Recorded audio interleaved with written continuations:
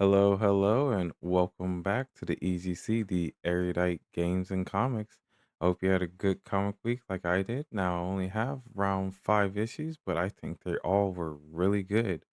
We have a new number one, too, so I definitely want to talk about that one. But as usual, let's get right into it. So, first up, we actually have the Detective Comics 2026 Annual Issue number one. So this one is a new issue.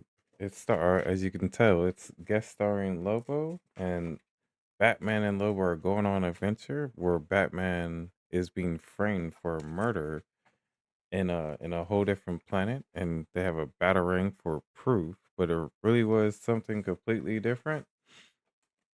And it's up to Batman to help clear his name. And I mean, Lobo's really only there for the ride. He doesn't really do too much. He just honestly is there to take him to the planet and well, he was there to capture him. But they both end up getting taken in and turned to they had put this alien thing on them for they could experience some kind of utopia, and it puts you in like a forever trance.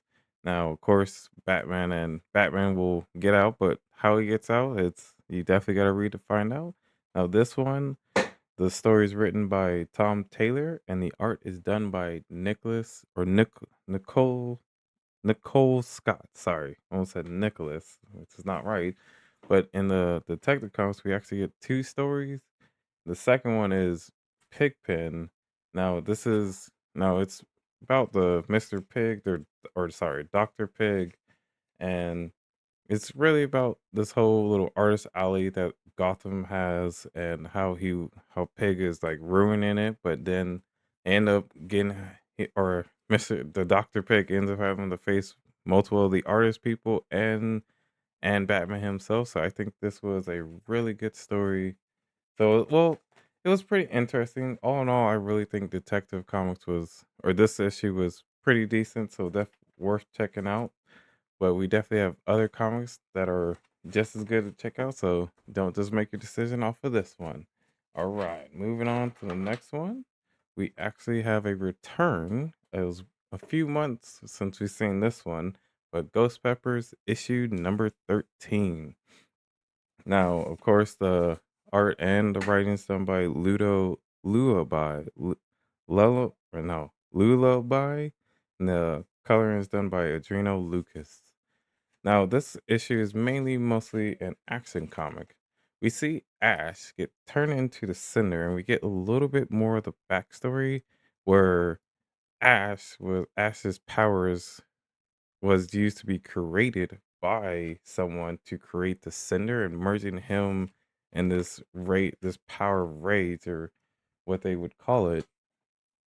So it kind of leads into more of how the Cinder was, but then kind of raises questions. If Ash is the Cinder, how did he defeat the Cinder? Unless multiple people that have powers similar to Ash all become a version of a Cinder. So that's where I'm kind of getting with this.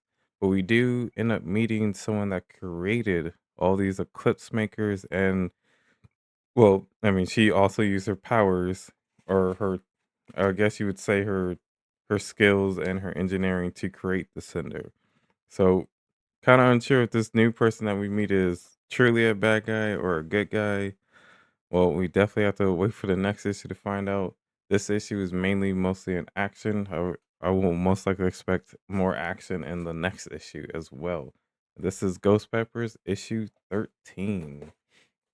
Now we have a new number one, like as I was saying earlier, and it is actually Horrors of Godzilla. Now this one I saw this one at my comic book store. I haven't put it on my list just yet, but definitely will most likely be putting this one on my list. This one was actually like shockingly good. It really had me interested since reading all the way through, definitely very interested.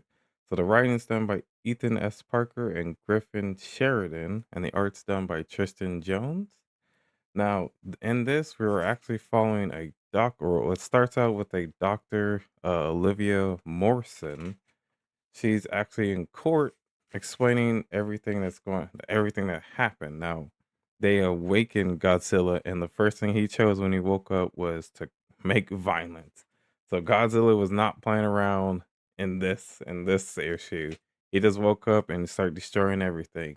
And he's also causing radioactive acid rain that is mutating all kinds of people. So now the people are changing. So I think this is definitely pulling out to look like a very good gruesome horror comic. And I think I'm gonna be all for it. So I can't wait for the next issue coming up next month. I thought the art was really good and definitely worth getting into. So definitely look out for in your comic book stores for Horror of Godzilla. Very, very good issue. Now, next up, we actually have another return as well. Greiger, issue 24. I think it was about 2 months we got since the last one. Now, Greiger, obviously, writing's done by Jeff Johns and Gary Franks, and the art is done by Brad Anderson. Now it picks up right where the last issue left off, where we have the Northerner. He obviously gets called back to wherever they're sending him, and Geiger's running into the Doctor and all of his creations, because all these creations that are capturing him are robots, and of course the Doctor is using Geiger as bait to capture Junkyard Joe. Is like his first self-thinking robot. So of course, we get good fights with Barney. We get to see more of the Knight, the other Doctor, and Junkyard Joe. They end up finding Joe, and end up having more good fight scenes, more good story. Definitely building up to be really good for the next issue. Because just like in Ghost Peppers, we also get a new person, someone that Gregor kind of was looking for, who can give out some good answers, and definitely is going to turn into a good issue next month. I can't wait. I am all for it. Well, I hope issue 25 comes out next month because this is going to, I don't know if I can wait. Being impatient with this one. This is really, really good. Definitely check it out. Greiger issue 24. Now, my pick of the week is actually Superman Year 1000. This is another 2026 annual issue. So definitely a very good one. So in the beginning, because we also get two stories for this one as well, just like how we got in the 2026 Detective Comics Annual, we're going to get two stories for this one. Both of the writing is done by Joshua Williamson. And so for the first story, The Return of Superman, we get the art for Eddie Brown, as you see over here. Now, this one follows the events of DCKO, which I did not fully read all of DCKO. Me personally, I couldn't get into it. I don't think uh that stuff DCKO was for me. That was kind of lackluster for most of it. But if you have read Action Comic issue 1100, this is kind of a few of the in betweens of how Superman himself got to the end of time, and how if you read Action Comics, we know Superboy saves him towards the end. So this is actually really good because we get to see what happened to the Legionnaires that was with that sided with Darkseid, and how Superman is trying to recorrect time and fix all the timelines, especially for of course his world because of everything that happened with the time trapper, uh, uh, the Omega energy from Darkseid. But now from this, we know Superman has both the Omega energy and the Time Trapper's powers from Doomsday. So of course he's over here fighting a new guy who's trying to control and rewrite history to his liking. Of course, our good man Superman is there to save the day. How it all happens, you definitely gotta find out. Definitely a cool splash page for this all.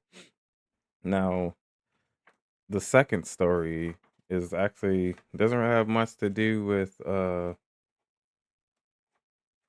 my god, with Superman. That's the comic I'm reading. Another story, Joshua Williamson and the art by Yasmin Purity.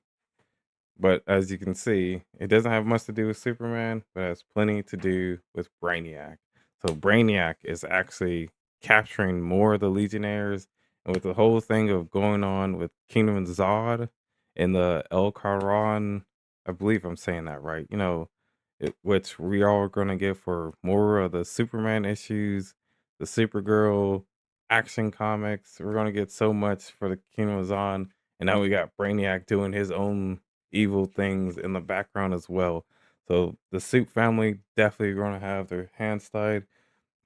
This issue was my pick of the week. I loved how Superman was in this character. I love seeing Superman be himself and to see more stuff that he has done and how he always tries to, be saving the day definitely became my pick of the week.